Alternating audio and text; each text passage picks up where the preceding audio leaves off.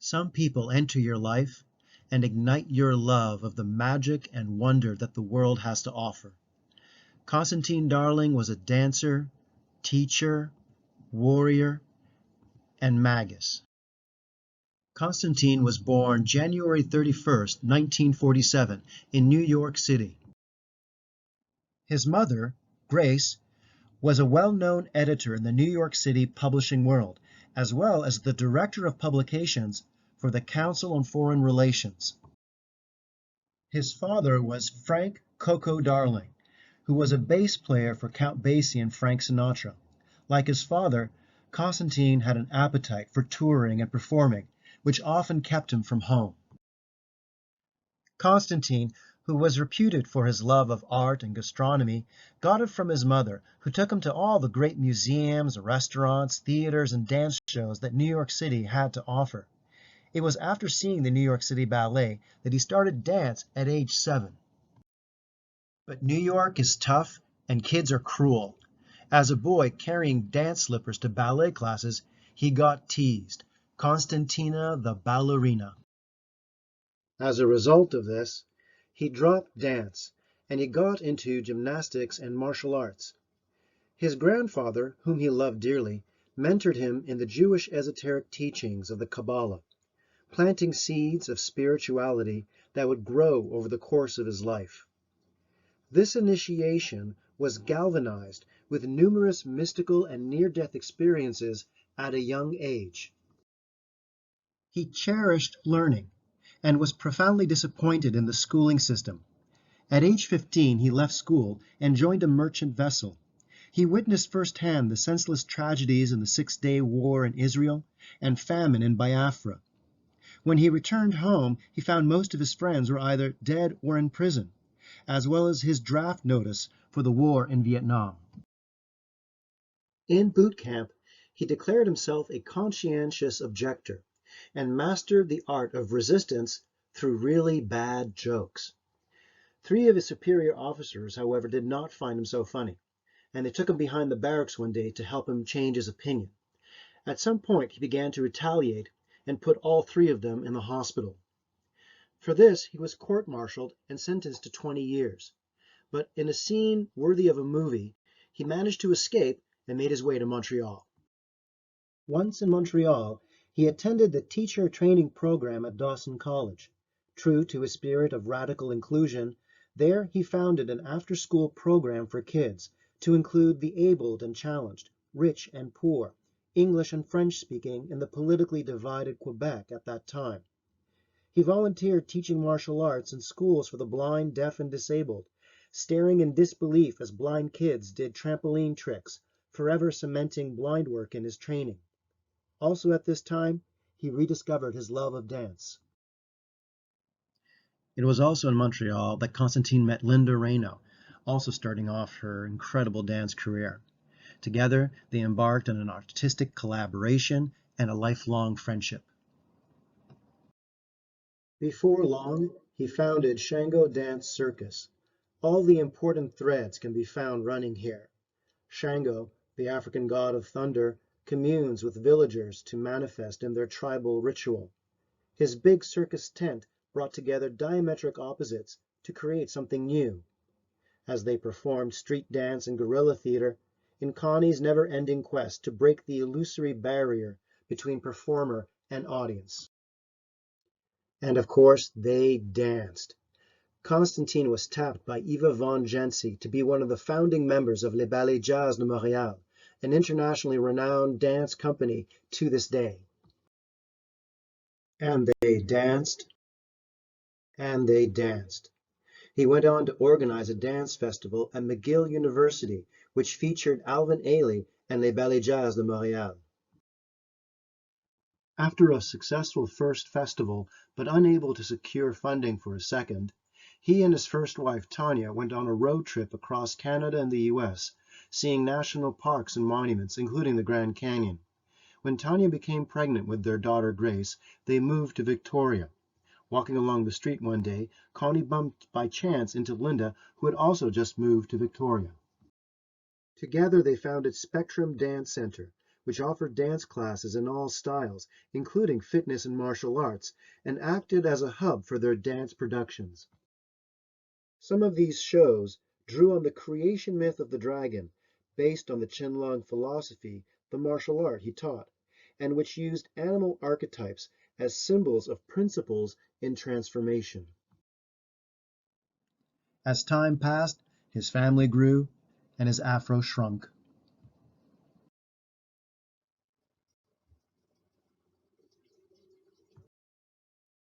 Like his father before him, Constantine's work pulled him away from his family. But when he could be with Grace, he always strove to meet her at her level, to play with her on her terms. At Spectrum, he met Robin Ciceri, who would become his second wife. An administrative powerhouse, she had the organizational skills to match Constantine's creativity, and she helped him set up the Victoria Arts Collaborative. In Robin's words, the VAC was a complex piece of machinery. It could be divided into three branches, the first offering classes to the general public. Here's Constantine leading dance classes. The second branch consisted of a provincially accredited professional dance program for aspiring dancers. Constantine was involved at every level of organization, from setting rehearsal schedules to getting birthday cake for a dancer, as well as setting the choreography. The professional dance program toured their shows in schools throughout British Columbia. Constantine is seen here emceeing a show.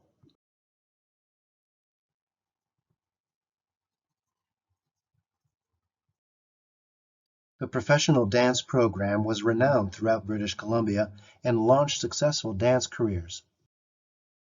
He also organized student exchanges with the Bolshoi Ballet from Russia, as well as producing student shows at the Grand Royal Theatre in Victoria.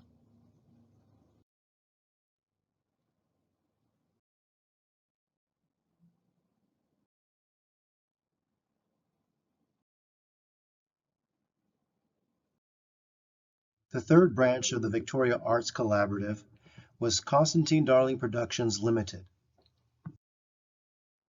Constantine Darling brought giant names to a small town, and Victoria stood tall in the dance world.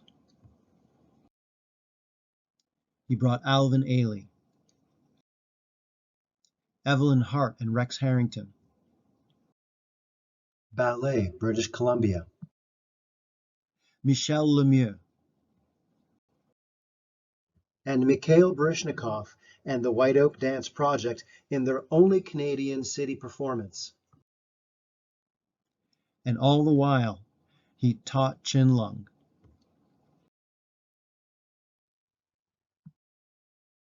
Always weaving opposites, Constantine included martial arts demonstrations in the school tours.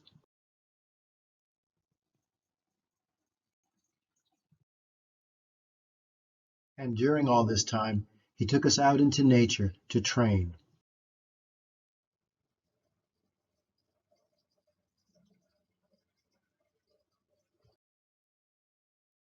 On one occasion, the outdoor training included students from Pearson International College. And all the while, his family kept growing. He welcomed into the world his second daughter, Gabrielle Ciceri. Constantine and Gabrielle loved each other very much, and they were always forthright with each other. It was always one of Constantine's greatest regrets that he could not be there for his daughter as much as he wanted to be. But the small town of Victoria could not support the outsized dreams of a natural born and bred New York impresario, and after the VAC went bankrupt, Connie moved to Salt Spring Island. He came to Salt Spring with the intention of compiling material into a book on martial arts and energy work. He developed core energetics during this time and continued to teach dance and fitness classes while conducting blind work in nature, catering to people on and from off island. Inspired by Constantine, A group of 15 to 19 people lived together at the old Crofton house, training in Qinlong and core energetics. The work on Salt Spring Island inspired new friendships, people who provided support in the form of jobs or attending fitness classes. Within that first year, Constantine choreographed the group, along with local high school students, in another version of Dragon Myth and showed it at the Edmonton Fringe Festival.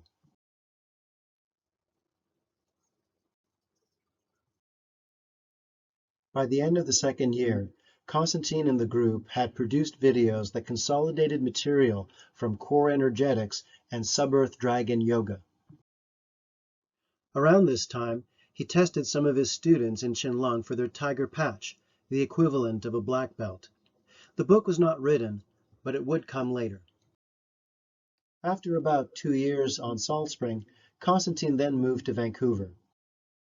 There, Constantine continued to teach. He co-produced health and fitness expos and continued to lead groups in outdoor adventures, doing blind work, kayaking, and whitewater rafting.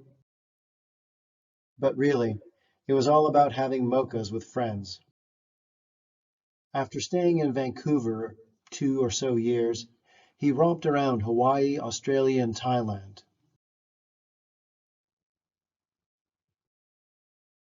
He taught that fun in nature is healing, and that healing in nature is fun. People sought him out for personal growth and to revitalize what community could possibly mean. Constantine often spoke of a group of people working together the way that the hub, the spokes, and the rim form a wheel. He was chasing something elusive, trying to build a group that had an identity that was strong enough to create what he considered a membrane, an ability to dream link together as a group at night while asleep. But in the end, it came down to connecting to the earth. Connecting to the earth was connecting to yourself. And of course, stick balancing. Lots of stick balancing. Breath and energy work to invoke dragons and the elements. Always the impresario, he produced a picture book on connecting to the earth, creative projects which engaged old friends, and made new ones.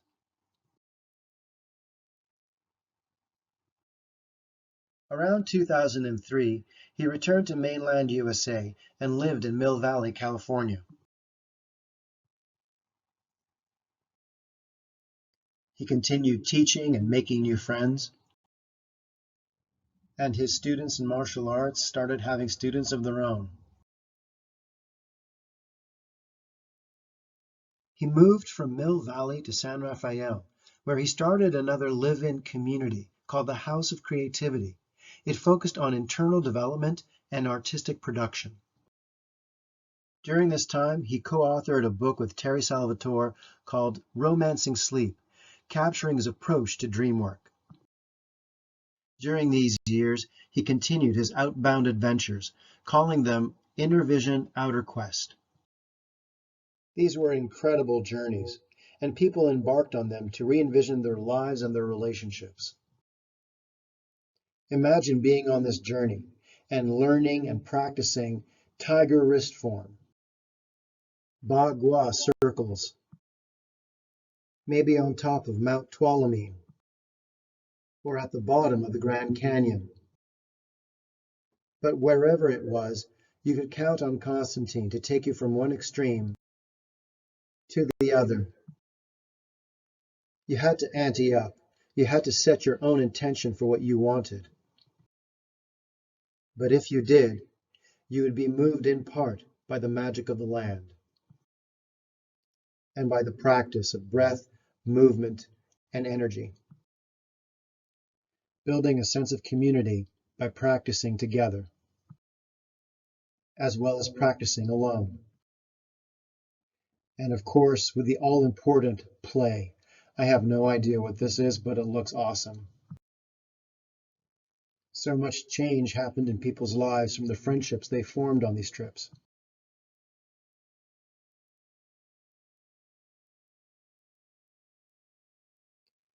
And all during this time, his family continues to grow. He walks Grace down the aisle and watches as Gabrielle becomes a writer with an incredible eye for detail. And soon he's blessed with grandchildren. Having never lost his sense of play, he loves to play with them. By the time of the Canyon trip in 2010, it was clear that Constantine was ill. Yet he pursued his quest of an ideal community, a community founded on the very same principles he had choreographed into dance pieces years earlier. He had found an inkling of that community in Ashland. The tight-knit community of friends avidly learnt what he had to offer and provided him support in his time of need. He passed July 11th, 2011, of throat cancer. And yet it is the mark of a man full of love and power that his family keeps growing. Constantine had a daughter whom he did not know about, Beth Nierenberg. She had only found him a year after he had passed. In the space of 5 minutes, she found out that she had missed her father and had inherited 2 great sisters who immediately embraced her as family. And she is the mother of 3 boys, and Constantine would have been thrilled to meet Nicholas on the far left, Oliver there in the middle, a dancer himself, and Xander on the far right. The family is a proud member and loved and supported by the LGBT community. Here's to more love in the world. Thank you, Constantine, for the endless sacred days you gave us.